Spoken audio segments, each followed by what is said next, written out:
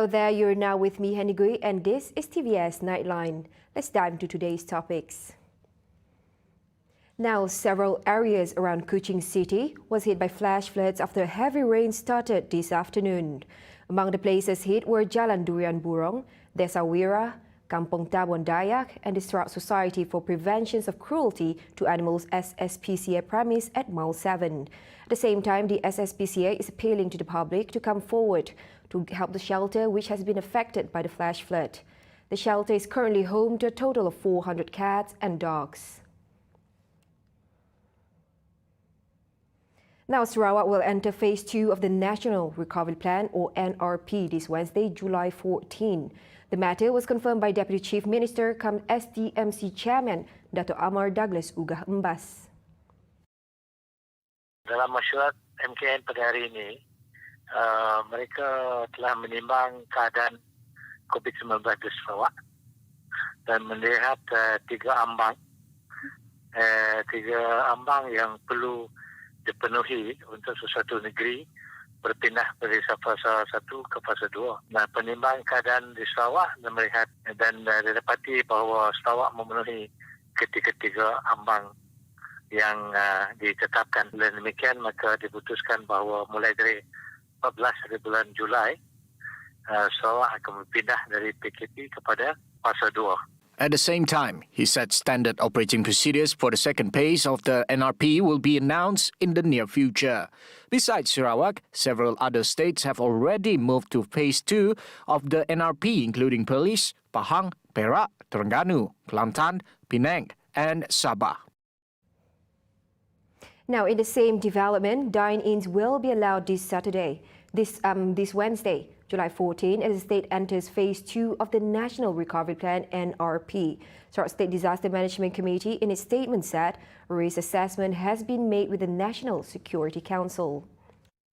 Apart from allowing dine-ins, Phase 2 of the NRP also permitted workplace capacity in the private sector to increase from 30% to 50%. Other activities or businesses are allowed to resume operations under Phase 2 of the NRP. Barber shops, electrical shops, car wash businesses, fashion boutiques, Sunday markets, phone retail and accessory shops, flower shops, furniture shops and cyber cafes will be allowed to operate. Business operation hours will be from 6 a.m. to 10 p.m. Also, no curfew will be imposed and fewer restrictions will be imposed on the movement of people. However, social gatherings such as weddings, engagements, birthday celebrations, akad nikah, akikah, tahlil, reunions, feasts, and so on are still prohibited. Sports and entertainment activities such as karaoke, watching movies in cinemas, and visiting nightclubs or pubs remained prohibited. Now, the number of new COVID-19 infections in the country dropped to 8,574 today, bringing the cumulative total to 844,870. Selangor has the highest daily tally with 4,308 new infections, followed by Negeri Sembilan with 794 and Kuala Lumpur with 609. Meanwhile, Perlis reported no infections. 102 new fatalities were reported, bringing the death toll to 6,260. Meanwhile, Sarawak recorded 235 new infections, bringing the cumulative total statewide to 69,104. Kuching District reported the highest number of infections, with 88, followed by Lundu with 26 and Miri 22. One fatality was reported in the state, bringing the death toll in Sarawak to 433. Conversely, 611 patients have recovered from the infections. One new cluster emerged today, dubbed the Kampung Kendai cluster in Lundu, and one cluster, the Sungai Penyerai cluster in Tatau, has ended, with no infection reported in the past 28 days. Lundu district now turns to red zone from orange after it recorded 59 cases in the past 14 days. Dalat district is now orange from yellow after it recorded 22 cases in the same period. On the other hand, Sabah district is now yellow from orange after it recorded only 18 new cases in the past 14 days. Now, at least 7 suicide attempts were recorded in the first 5 months of this year compared to 12 cases in 2020. Additionally, 37 suicide cases were reported in the same period alone a 19.56% increase from the year before. Di 2017, 31, 2018, 26, 2019, 36, 20, 46, dan kita lihat pada sampai pertengahan tahun ya, ataupun sebelum pertengahan tahun, January to May 2021 sudah ada 37. So we can see that the trend there. According to the Minister of Welfare, Community Wellbeing, Women, Family and Childhood Development (KKWPK), Dr. Sri Fatima Abdullah, the suicide rate in Sarawak rose drastically by 77% since 2018. Realizing this worrying trend, the ministry has introduced a community chat service to offer help and support to those afflicted by the COVID-19 pandemic. Community chat ini rebranding tele-counselling yang telah diadakan oleh Jabatan Kebajikan Masyarakat sebelum ini dengan mengambil dengan mendapat khidmat daripada agensi-agensi lain ya, pakar-pakar daripada agensi lain. Now what we want is not only the facilities is available in Kuching but also in other divisions throughout Sarawak. Jadi ini yang kita mahu ya. She added there are 420 community chat services available, which include 136 psychological support team PST, as well as 284 Sahabat PST from government agencies and counselling experts. In addition, the community chat service is also available in 4 different languages. Oleh kerana di peringkat community, dari segi bahasa dalam counselling sesi counselling ini bahasa yang sangat penting ya. Jadi klien itu kadang-kadang tidak akan dapat meluahkan isi hatinya kalau misalnya bahasa kalau yang at the other end the counsellor tidak menggunakan bahasa yang dapat difahami oleh klien tersebut. Jadi dengan sebab itu kita telah menyediakan iaitu dari segi kemudahan bahasa versi bahasa Melayu, bahasa Inggeris, bahasa Iban dan bahasa Cina. Individuals wanting to get in touch with the community chat are welcome to call the hotline listed as shown. Community chat operates from Monday to Friday during office hours, while the Sarawak Welfare Department Operations Centre line is available daily during working hours. Now, the Royal Malaysian Police PDRM urged the public to be cautious and not to allow unknown individuals to enter the house. This reminder is in regards to a recent viral message on social media stating that a group of individuals disguised as government employees made house calls to confirm election information. Dan masyarakat telah jika ada mana-mana kerjaan yang biasanya dia akan mengenalkan diri mereka dulu lah. Jadi saya biar mereka memperkenalkan diri dan dapatkan bukti-bukti seperti pas pekerja, pakaian mereka dan surat-surat yang berkenaan sebelum kita membenarkan mereka masuk. However, ID said such an incident hasn't happened in Malaysia, especially Sarawak. He added any government agencies that wish to carry out such activities will have to inform the police in advance. Besides that, he also reminded the public to contact security or any nearby police station if there is a suspicious individual visiting their home. Now, in the latest update, the search and rescue operation for the missing woman reportedly swept by strong currents along Sukang Lawas on Saturday came to an end today, as the body of the 24-year-old was discovered by the villagers near piles of rocks around 11 o'clock this morning. According to Limbang Fire and Rescue Department Bomba Chief Awangku Muhammad Hazmin Awang Zainal, the victim's body was found about 6 kilometers from the operations control center. The body was then later handed over to the police for further action. According to Hazmin, the 3-day SAR operation was focused within a 10 to 15 kilometer radius from the location where the victim was last seen. In the Saturday afternoon incident, the victim together with her sister-in-law was said to have gone picking up stones by the river when a water column appeared upstream, causing both women to fall into the river and be swept by the strong river current. Luckily, the sister-in-law was successfully rescued by a villager at the scene.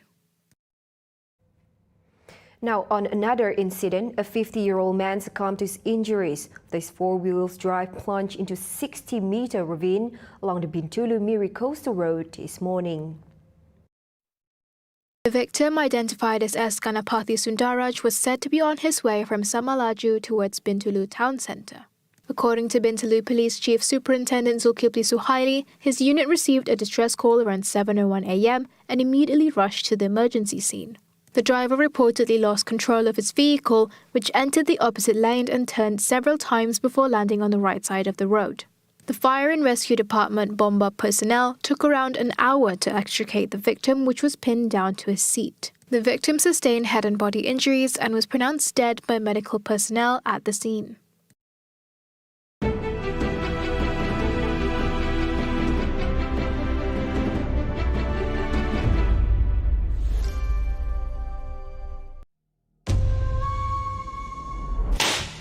Boleh sih kau explain apa tu dengan aku? Kami mau hantar tu sebagai idea kami.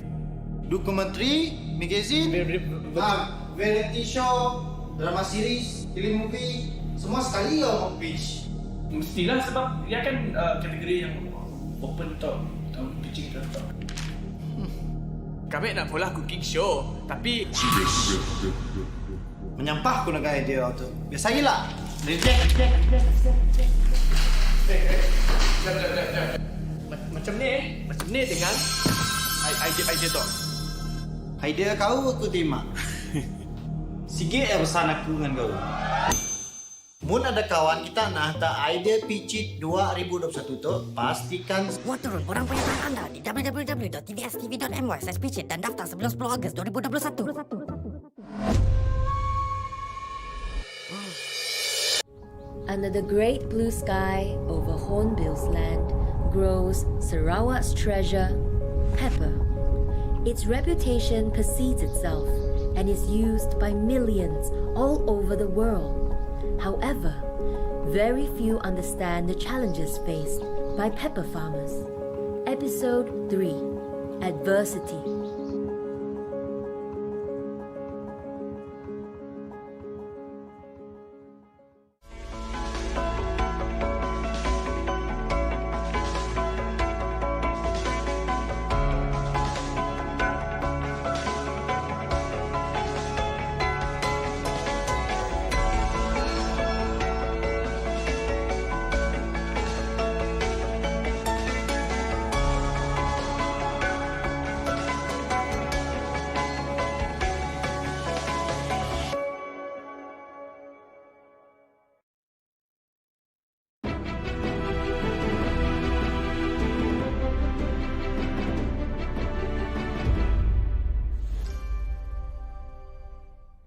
Now, hello there and welcome back. It is the time for Malaysians to consolidate, unite and bring the country out of the pandemic crisis. Hence, political games should not arise, but the focus should only be on the welfare of the people. Gabungan Parti Sarawak GPS Supporters Club disagrees with the Democratic Action Party DAP chairman's statement, which described GPS support for the Prime Minister as prolonging the hardship of the people. Therefore, the party urged Chong to stop politicising the matters, especially during this critical period when the government is working to flatten the COVID-19 curve in Sarawak. In addition, a stable government is also of the utmost importance. The club added the current full-scale political crisis will definitely not benefit any party. In Sarawak's context, the welfare of the people has never been neglected by the GPS government.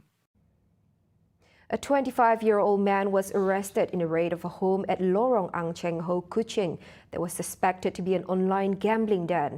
According to Kuching District Police Chief ACP Ashman Baja, the man arrested is the premises manager. Dia punya modus operandi yang kita tangkap ini adalah pengendali. Kita percaya pengendali kepada beberapa akaun-akaun pelanggan dan akaun-akaun pusat-pusat judi online haram. Dia beroperasi sejak 3 bulan yang lepas. So, dalam tempoh tu dia mengaut lebih kurang 8 juta. He says that the suspect was hired to manage several accounts of other call centres. Aside from that, Ashman says the suspect claims to promote multiple types of online gambling through applications such as WhatsApp, Telegram, WeChat, Skype and Facebook. The suspect also has 2 records of the same crime in a nearby district. The police have confiscated various equipment such as computer monitor, a CPU, 2 mobile phones, a router and a modem. The case is being investigated under Section 4(1)(g) of the Common Gaming Houses Act 1953, while the suspect is being remanded at the Kuching court.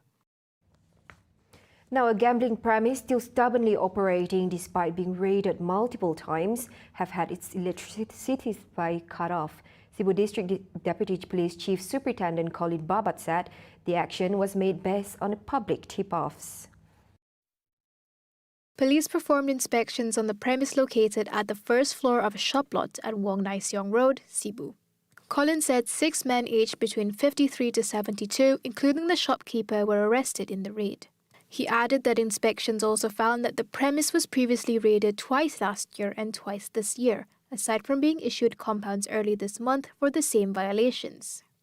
All suspects, as well as seizures of a table, plastic chairs, chips of various colours and values, mahjong pieces and 2 dice were brought to the station to assist investigations. Meanwhile, a compound of 20,000 ringgit were issued to the shopkeeper, while the rest were penalised 4,000 ringgit each. All suspects were also tested for COVID-19 at Cebu Hospital and were all found to be negative. The supply at the Miri Hospital Blood Bank is at a satisfactory level, with the frequent campaign initiated by the Red Crescent Society and Guang Ning Society. Blood supply is guaranteed to be sufficient for Miri residents. Jadi pusat ini derma darah diadakan untuk membantu hospital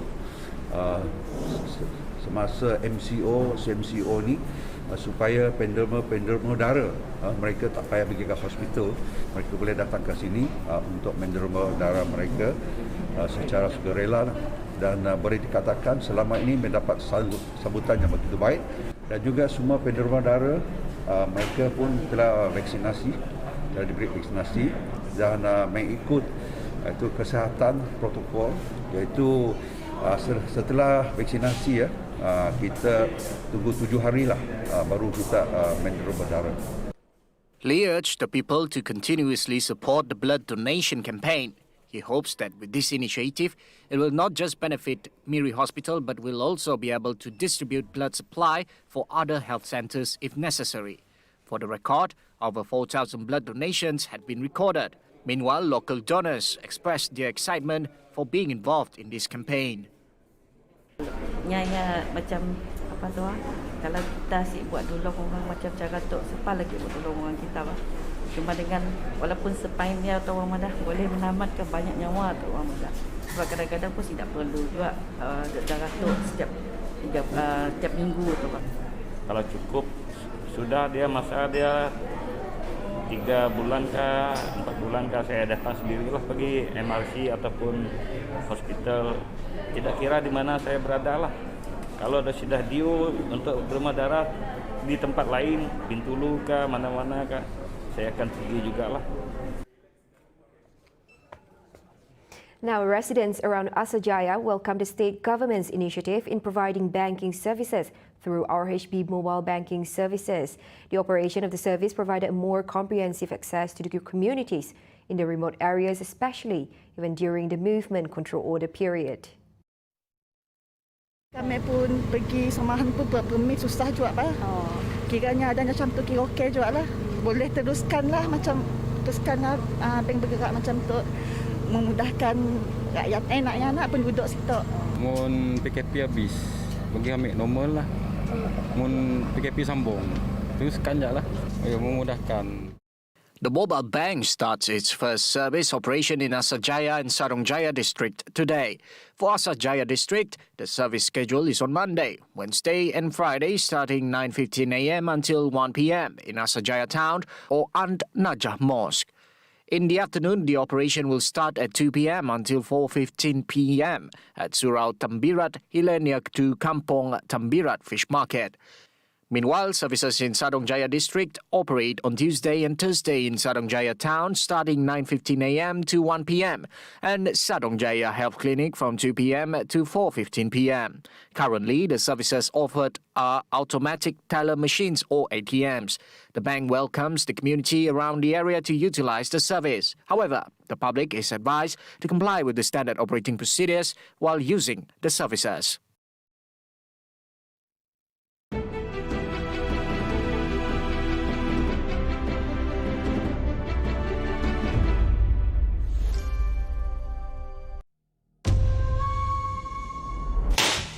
Boleh si kau explain apa tu dengan aku?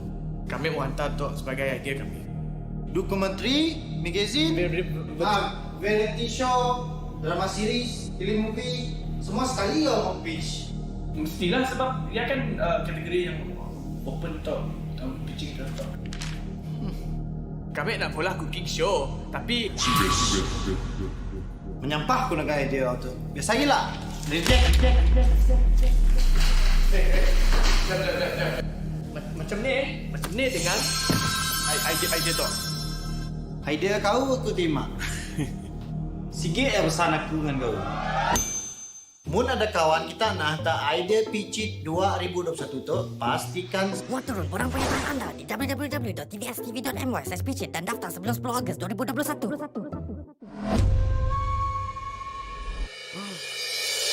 From our source, halal remain halal all the way to the table. Empowering women through weaving. With the Penang Women Project is 100%. Yeah, pharmacy actually is very accessible. For more brand insights from business leaders, you brand your product as Sarawak 3-layer milk tea. If one day go listed, what type of technology, the latest technology that you brought? Hello and welcome to Brand Pulse with me, Mariana, as your host for yet another exciting episode. Ayah, su artinya. Nevin. Nevin. Cik pula alik yang tak jadi buat ya. Oh, ada gas. Yang penting gas ya. Oh, yang penting gas. Macam gas ya.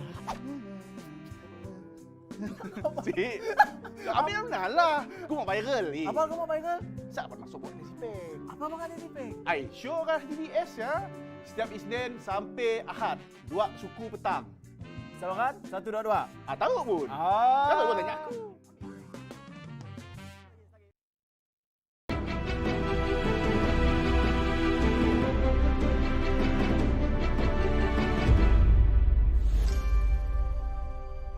Hello there and welcome back. Now moving on, Construction Industry Development Board CIDB has ordered 4 construction sites in Sarawak to be closed due to the violation of standard operating procedures.